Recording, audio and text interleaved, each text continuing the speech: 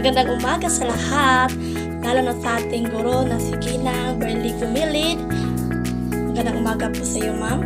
At ngayon sa video ito ay tatalakay natin ang mga aspeto ng globalisasyon sa kulturang popular at pagkatapos ay susuriin natin ang mga bagong palabas, musika, literatura at iba pang anyo ng kulturang popular na nagpapakita ng mga epekto ng globalisasyon. At bago po iyan, aalamin muna natin kung ano ang globalisasyon. Ayon kay Register 2011, ang globalisasyon ay proseso ng mabilisang pagdaloy o paggalaw ng mga tao, bagay, impormasyon at produkto ng iba't ibang direksyon na nararanasan sa iba't ibang panig ng daigdig. Mga aspeto ng globalisasyon: communication, paglalakbay, papel ng kultura, ekonomiya at politika. Komunikasyon. Lalong bumilis ang globalisasyong kultural dahil sa modernong komunikasyon, ang impormasyon ay madali nang lumaganap sa pamamagitan ng internet. Paglalakbay. Nakatutulong sa globalisasyon ang madaling paglalakbay sa iba't ibang dako ng mundo. Dahil sa globalisasyon, nagkakaroon din ng mga pagkakataong magkakagawa ng trabahong line-based kaya dumami ang call center agents maging ang home-based online na trabaho upang magturo ng iba't ibang wika.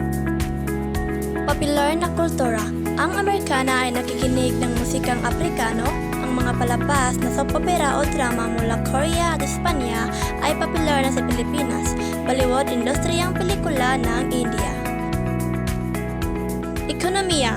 Lumakas ang ekonomiya ng ilang bansa dahil sa pagbaba ng presyo ng krudo, presyo ng transportasyon, pagsupot ng mga multinational na kampanya at ng mga pandaigdigang globalisasyon tulad ng World Trade Organization at World Bank.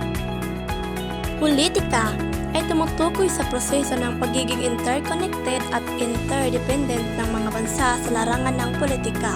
Ito ay nagre-resulta sa pagkakaroon ng malalim na ugnayan at pagtutulungan sa pagitan ng mga bansa sa pagbuo ng mga patakaran, kasunduan at kung paano harapin ang mga pandaigdigang isyu. Ang kulturang popular ay mahalaga dahil ito ay nagbibigay ng identidad at kisipan ng mga tao, nagpapalawak ng kalaman at kamalayan.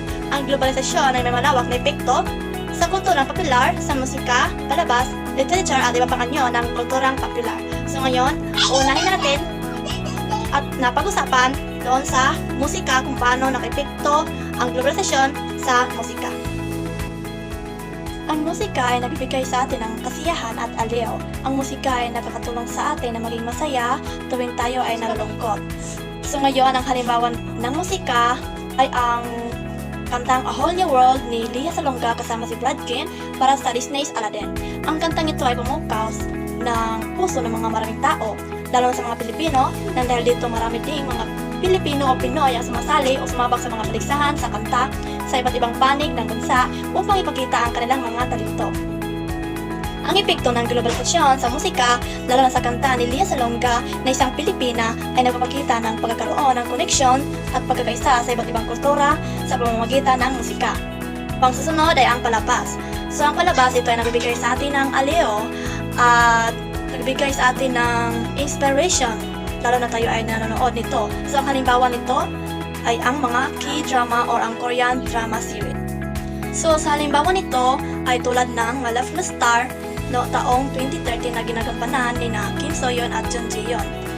Na ginawa naman ito ng adapsyon ng Pilipinas noong 2017 na ginampanan naman ni Jel Cuerva at Jeneline Mercado. Sumasa marami pang mga K-drama na kumatok sa buong mundo tulad ng Queen of Tears, Scarlet Heart, Tale of the Night Tale at marami pang iba. So sa epekto ng globalisasyon sa palabas ay marami ang bansa na gumagaya sa paraan ng palabas ng K-drama dahil marami din ang nakarelate at marami ang nakaka-appreciate ng kanilang ginagawa. Ang susunod ay ang literatura. Ang halimbawa nito ay ang dalawang literatura ni Dr. Jose Rizal na pinamagatang No Limitang Hiri at El Filibusterismo. Ang globalisasyon nito ay nagdudulot ng paggalat at pagtatangkilik ng mga aral ni Rizal sa iba't ibang bansa o bahagi ng mundo na nagpapakita ng kanyang kabayanihan.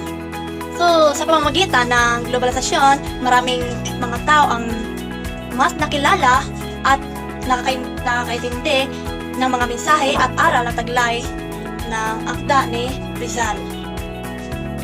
Sa kabuuan, ang epekto ng globalisasyon sa kulturang popular ay nagdudulot ng pagbabago at pagunlad. Sa pamamagitan ng globalisasyon ay madaling maipaparating at mapalaganap ang mga anyo ng kulturang popular sa iba't ibang bahagi ng mundo.